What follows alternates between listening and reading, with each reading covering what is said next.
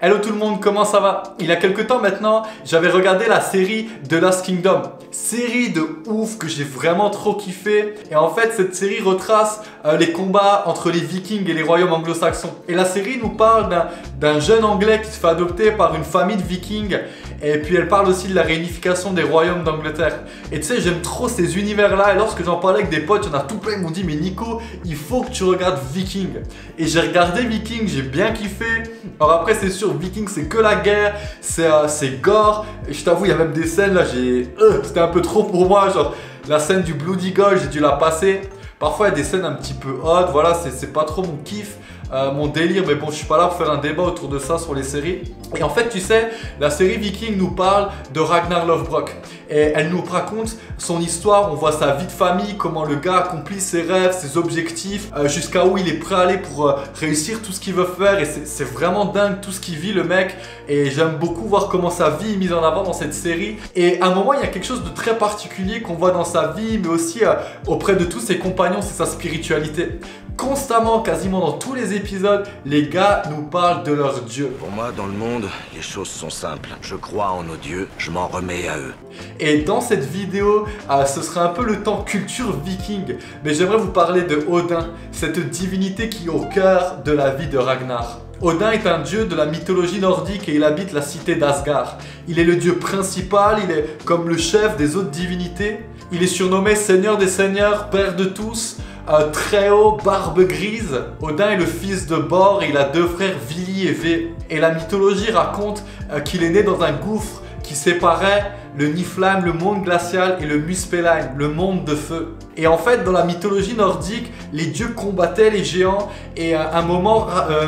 j'allais dire Ragnar, à un moment, Odin et ses deux frères vont tuer le géant Ymir. Ils vont prendre son cadavre, le jeter dans le gouffre dans lequel Odin est né. Et à partir de ça, ils vont créer Midgard, le monde des hommes.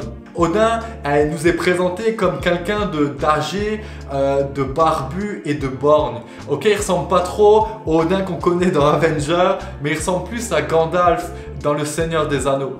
Et tu sais, dans la mythologie nordique, on nous dit qu'il y avait une source spéciale qui était gardée par Mimir, le dieu de la sagesse. Et quiconque buvait de cette source allait acquérir l'ensemble de la sagesse, du savoir, la connaissance de tout l'univers. Et Odin voulait boire de cette source. Et lorsqu'il est allé, Mimir lui a dit: ok, mais à une seule condition, que tu sacrifies un de tes yeux. Et c'est pour ça que Odin est borgne. Odin a donné un œil pour acquérir le savoir. Moi, je donnerais beaucoup plus. À son trône, Odin a deux loups, Geri et Freki.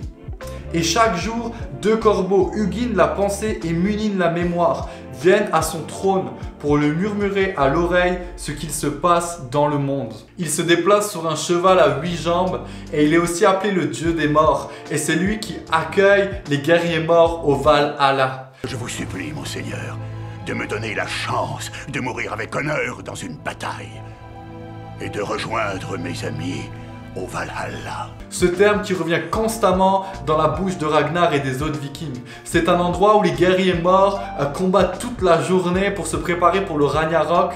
Et le soir, ils sont tous invités au banquet d'Odin. Le Ragnarok, c'est la fin du monde dans la mythologie nordique. Et ça nous dit que les dieux vont combattre les géants qui seront eux guidés par Loki, le dieu traître, et par son fils, le loup Fenrir. Et durant ce combat, Odin va être tué par le loup Fenrir.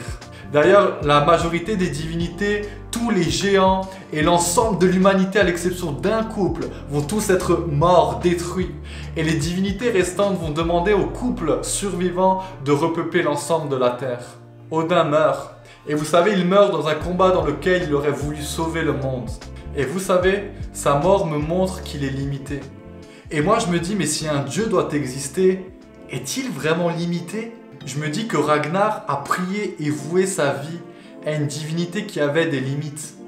Odin a eu un commencement et une fin. Pour avoir le savoir, il a dû sacrifier un de ses œils. Et même après ça, on sait qu'il continue à demander des conseils à Mimir. Odin était appelé le dieu de la victoire. Et pourtant, il n'a même pas pu donner la victoire aux hommes durant le Ragnarok. Vous savez, Odin était aussi appelé le dieu de la sagesse, le dieu de la fureur et de l'inspiration poétique. Mais il n'était pas appelé le Dieu de la force, le Dieu des vivants, de la consolation, de la fidélité, du contrôle de soi, ni même le Dieu qui sauve.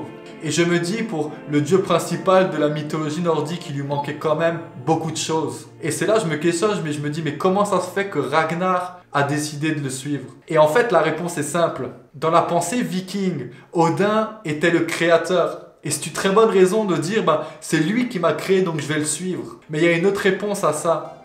Ragnar avait une soif en lui. Et elle s'appelait le Valhalla. Et il pensait que Odin aurait pu lui offrir cela. Mais en y repensant, je me dis, mais Ragnar a mis tout son espoir dans une croyance, une divinité qui avait des limites et qui au final n'aurait même pas pu le sauver au moment du Ragnarok. Si un dieu devait exister, serait-il vraiment sans limite?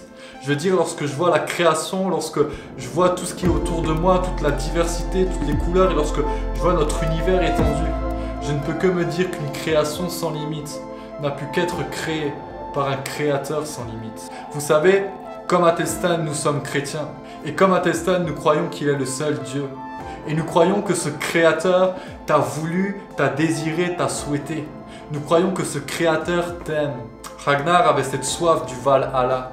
Et je sais pas si t'as capté, mais on a un peu tous une soif en nous, là, un truc qu'on a envie de combler. Et on essaye de le combler par plein de choses, par l'amour, les relations, par les jeux vidéo, par les réseaux sociaux, par les likes, par les dépassements de soi, par la réputation, par les fringues, par les séries, par parfois même les religions, par des drogues ou quoi. Et je sais pas si t'as capté, mais en fait ça marche pas. Ça marche pas parce que tous ces trucs qui sont limités, ils peuvent pas te combler. Cette soif là qui semble sans limite ne peut que être comblée par un créateur sans limite.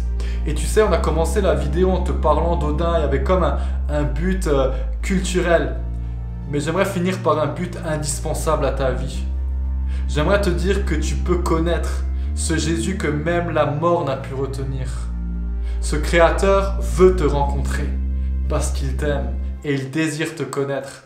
Et si tu veux en savoir plus sur lui, n'hésite pas à regarder les autres vidéos de Sans Filtre. Tu peux aussi le découvrir en lisant la Bible et tu peux avoir une Bible gratuitement sur ton Play Store ou ton App Store du téléphone. Tu peux bien sûr aussi nous écrire et ce sera une joie pour nous de t'accompagner, de te donner des conseils, des petits tips là pour connaître Dieu et pour te dire tu peux lire quoi dans la Bible pour commencer. Mais en tout cas, ne passe pas à côté de ça. Ce créateur sans limite veut te rencontrer. Ah bye.